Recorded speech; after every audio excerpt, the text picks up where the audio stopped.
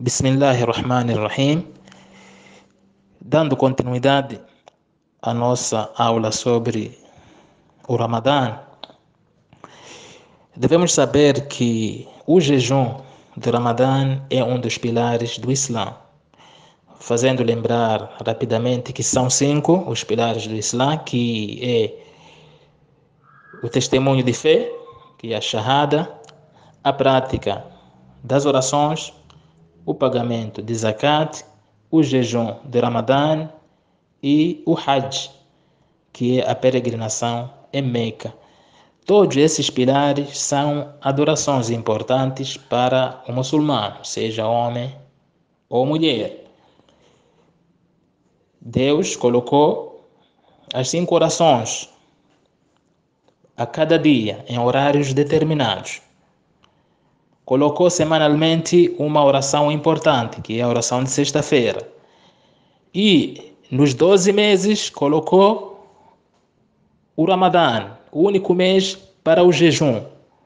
E também existe aí a peregrinação que o muçulmano que tem condições pode realizar uma vez na vida, como obrigação. No entanto, esse é o propósito que Deus nos criou. Não nos criou somente para comer, trabalhar e se divertir. Isso é o que temos de mais, é o que fazemos mais.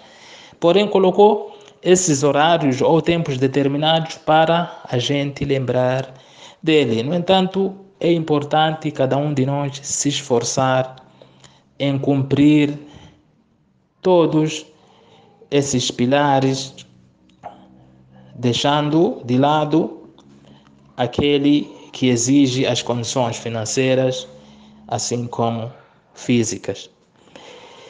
Mas para que o jejum?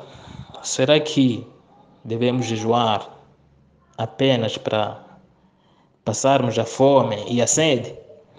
No Alcorão, Allah diz: ó crente, foi prescrito para vós o jejum, como foi prescrito para os antepassados, para serem piedosos.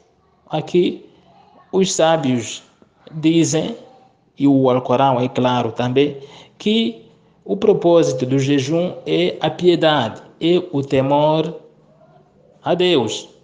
No entanto, você jejua por temor, por obediência e para agradar somente a Deus. Por temor a Deus, você se abstém de comer, se abstém de beber, se abstém de mentir, de odiar e de praticar maldades. Isso para ganhar a recompensa de Deus aqui na terra e na derradeira vida. Vamos aproveitar e falar aqui um pouco sobre as virtudes do mês do Ramadã. Foi neste mês que foi revelado o Alcorão, que é o guia completo para aquele que quer seguir o caminho de seu Criador. O profeta diz que neste mês os meios da entrada no paraíso estão abertas. Toda bondade, caridade que você faz é um caminho para a entrada no paraíso. E também os meios da entrada no inferno são vedados, pois as pessoas, ou você que jejua, apenas se preocupa em fazer o bem. Por isso é denominado o mês da misericórdia. O muçulmano tem que ser misericordioso com o outro e Deus também é misericordioso para conosco, nós seres humanos. Vou repetir aqui sobre os horários que a gente faz o jejum, que cada cidade tem seu horário específico e cabe cada um de nós pesquisarmos. Não adianta perguntar quantas horas dura o jejum. É só saber que a partir do momento que vamos fazer a oração de Al-Fajr, a oração da alvorada, já estamos em jejum. Devemos entrar naquela oração da alvorada em jejum, naquele horário exato e não atrasado.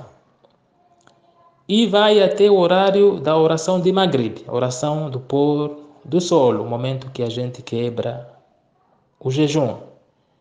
Lembrando que há a recomendação de comer o sahur. Sahur é a refeição para se preparar para o jejum. O café que a gente toma antes de a gente fazer o jejum, antes da oração da alvorada. Se a pessoa come à noite, mas a recomendação, segundo o profeta Muhammad sallallahu alaihi wasallam, é acordar pouco antes da oração da alvorada e comer essa refeição, chama-se sahur. É uma refeição abençoada, porque a pessoa já se prepara para fazer o jejum naquele dia. Não tem um alimento específico, mas precisa ser um alimento que não provoca muita sede ao longo do dia. Como doces, por exemplo, tem que se evitar. Hoje vou também falar das pessoas que são isentas de fazerem o jejum. Apesar de a gente responder algumas questões relativas a isso, ontem falamos as pessoas que são obrigadas a fazer o jejum e hoje vou falar as pessoas que são obrigadas a fazer o jejum. Hoje vou falar as pessoas que são isentas, que não são obrigadas a fazer o jejum, que são as crianças que não atingiram a puberdade.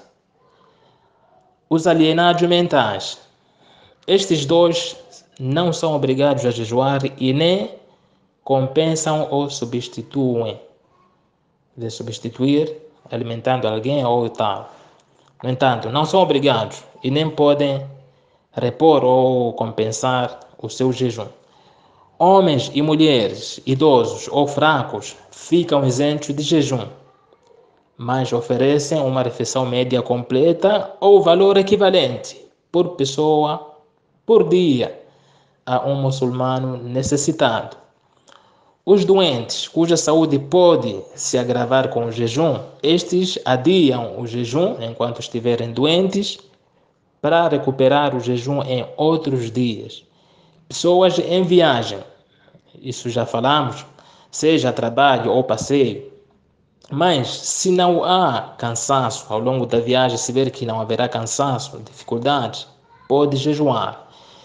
Mulheres grávidas ou as que amamentam podem adiar o jejum se o jejum puser em risco a saúde delas ou a saúde das crianças, mas devem repor todos os dias perdidos depois do Ramadã.